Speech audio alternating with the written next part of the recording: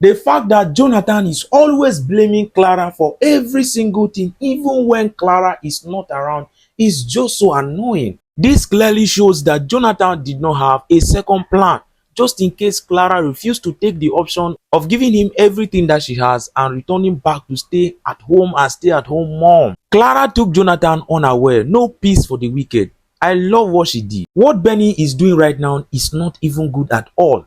Disrespecting your father all in the name of protecting your mother is not right. Clara has warned you over and over again that it's not a good thing to disrespect your father all in the name of trying to protect her. I know that you have expectation from your dad, but this is not the right way to show your dad that you really need him to fulfill those expectations. But Clara, being a good mother, still have to correct the daughter, even though she would have used this opportunity to turn her daughter Benny against the father. As a good mom, she had to still correct her to let her know that what you are doing is very disrespectful. You should respect your dad. Even though he does not have money, he can always bounce back and he still remains your father. Finally, an end has come for Emeka and his team. Now that Hanks has made up his mind to take the hotel manager to court to prove why the CCTV camera was turned off at that particular time that incident happened. Now everything will be traced back to Emeka and Debbie. But the question here is, will Emeka and Debbie ever allow the manager to leave for him to be able to give that testimony in court? Because they're already having plans to silence him. Again, the question is, what has Clara done to Debbie in the time past that has made Debbie to vow that she's definitely going to destroy this family? I think there is more to this than just the normal thing that we all know about the hatred that Debbie has towards Clara. Jonathan was just thinking about his life because it has come to a point that the daughter disrespects him without even looking back. This was not what Jonathan was actually expecting. He was expecting the daughter to respect him, but no, the reverse is the case. Benny came downstairs to meet with the dad and said, "Dad, we need to talk. We need to talk because this whole thing is just getting me all worked up." The father was so concerned. "What is it, Benny? What is the matter?" And Benny said, "Dad, you promised me that if I refuse to go with my mom, if I stay back with you, that you are going to take care of me. But that is not the case. You're not doing anything for me. So you need to step up to your responsibility because I kept my own side of the bargain, but now you are not keeping to yours." But Benny needs to understand that the father is not somebody who has money. He does not have money right now. And that is all on Jonathan. Jonathan told her, "You know that I will always want to do everything to make you happy. But right now, I don't have money. I don't have money and I don't even have a job." But Benny said to the father, "You need to go out there and look for a job and do it fast because there is a limit as to how long I'm going to wait. If not, you won't even see me again. I'll go to my mother's place and stay there." And that that is the last thing that Jonathan will ever want to happen to Benny. He does not want Benny to leave him, to go stay with the mother. Now look at what has just happened. The meter is finished. Everything is just finishing in the house. No food to eat and now no lights. They are staying in darkness, all because Jonathan does not have money to do anything. All right, but then Jonathan went upstairs, packed his clothes, came downstairs and told the daughter, "You know what, I want you to go and wash these clothes with your bare hands for me." Benny said to the dad, "I'm not going to wash these clothes with my bare hands. Go and recharge the light so that I can use the washing machine to wash the clothes, else I'm not going to do it."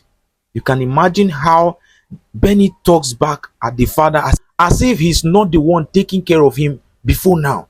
You can imagine what is happening. Jonathan got so upset that the daughter is talking back at him. But what is this thing that Madam Teresa is doing in this house? Right? I don't understand why she is doing this. Do you want to now turn yourself into Jonathan's slave? You want to go and start washing Jonathan's clothes all in the name of pleasing him. Could it be that Teresa is the mother of Benny? Because from the way she's acting, that is what it proves. Benny immediately ran to the mother to tell the mother what happened, And when the mother heard that, she disrespected the father because the father asked her to wash clothes. She got so upset. How can you talk back at your father like that? She slapped her and she was surprised. Mommy, did you just slap me because of my father? He said, yes. You need to be corrected at this point because you are getting it all wrong. The fact that your mother and your father are no longer together does not give you the right to start disrespecting your father, because he will forever remain your father. At least, even though he is down financially, does not mean that that is the end of his life. He can always bounce back. And besides, Clara raised you right, not for you to be disrespecting your father. But listening to Benny, you can already see that she was not doing all of these things just for herself. She was trying to, defend the mother in front of the dad, even in her absence. But remember that Clara has warned the daughter Benny to stop, defending her. She is the elder one here. If there is anyone that needed to be defended, she should be the one every other person should be defending. I know that this girl loved the mother and wants the mother to be protected in front of the father, but you are doing it the wrong way. Disrespecting your father all in the name of protecting your mother is very, very wrong. So you need to, do the right thing. Now, looking at the situation right now, Hans has decided to take it upon himself to take the hotel manager to court. Maybe that is when he's going to speak the truth, because right now he's trying to cover up that act. And Hans' private detector has also said that they have concluded in everything, and the one person that they are holding as a suspect happens to be Debbie. The fact that Debbie does not even understand her end has come is very funny, because he's definitely going to take her unawares, right? And they went ahead and made their plans, because the person behind this whole thing would definitely pay for their actions. All right. And the detective said, you know what, I'm going to go ahead and file a lawsuit against the hotel, so that the manager can come out and prove exactly what happened on that day. But looking at the situation right now, the hotel manager is already shaking, because he knows that he put his hands on things that he shouldn't have. Right now, he cannot defend himself anymore. You can imagine how the young man is shaking. Why are you shaking? You took the money, you took the bribe to put these people in this situation, and now the repercussion has come. You see, that is one thing about Kamara. Kamara does not lose his address. Whatever you do to people can always return to you, either in the positive way or in the negative way. And for the side of the manager, it is coming back to him in a negative way, because he took money to implicate somebody who has done nothing bad to him. Obviously, he cannot prove anything. Even Hans' private detector was asking him to prove the fact that he claimed he sent a message to the boss telling him about the glitch they were having on the CCTV camera footage. But right now, he cannot prove it. It is written all over him that he took bribe, that is part of this whole conspiracy. And now he's definitely going to go down for it. Emeka came in and was like, you know what, you're not going to mention my name. I paid you heavily for this. If you dare mention my name, I'm going to do something that you will not like. But Emeka, you know that as long as the manager is alive, as long as the manager will be taken to court, he is definitely going to prove that you are part of the whole thing. He cannot just implicate himself alone. And the reason why this whole matter has not even gotten to court yet is because the owner of the hotel is not even aware of what is happening right now, right? So there is nothing that you are going to do that will save you and Debbie from what you people have done, because it is very, very bad that you people conspire together to deal with somebody that has done nothing wrong to you. All right, so an end has come for you. You better take it and be very, very happy to receive what is coming for you, because this is just the beginning. Out of curiosity, Emeka had to go meet Debbie to explain to Debbie what the new development is, because right now they should be prepared. But Debbie was so worried that this whole thing is happening so fast. Why is Hanks doing this? You should just allow this matter to die. Are you serious? That you implicated somebody, you ruined somebody's reputation, and you want the person to just give up like that? It is not happening. Hans is not stupid.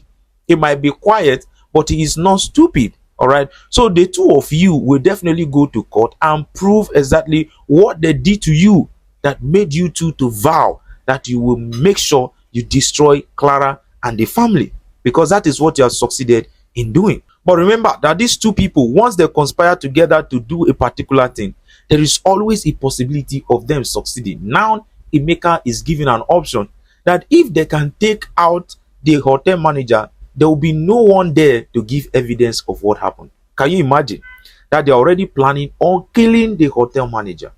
This is so evil of you. How can you do this? It is so unfortunate that the evil people will always plan on doing more evil. They don't care about who they hurt. They don't care about who is crying or dying as a result of this. They just want to protect their own image. May we not find ourselves in this kind of situation or have friends like Emeka and Debbie around us that will only be interested in destroying our lives before we realize it. Emeka wants Debbie to be the one to kill the hotel manager. Can you see? He does not want to get himself too involved in this whole thing. Remember that he set up Debbie to be the one to send that message to Hans, and now he's also sending Debbie to be the one to kill the hotel manager. This is a way. Okay, this is Emeka's way of trying to exempt himself from this situation, and Debbie is foolishly falling into the trap. But we'll get to find out if the police will come after Debbie on the next episode. Please like the video if you have not liked the video. Subscribe to the channel if you are new. I'll bring the next episode as soon as it drops. But for now, take care.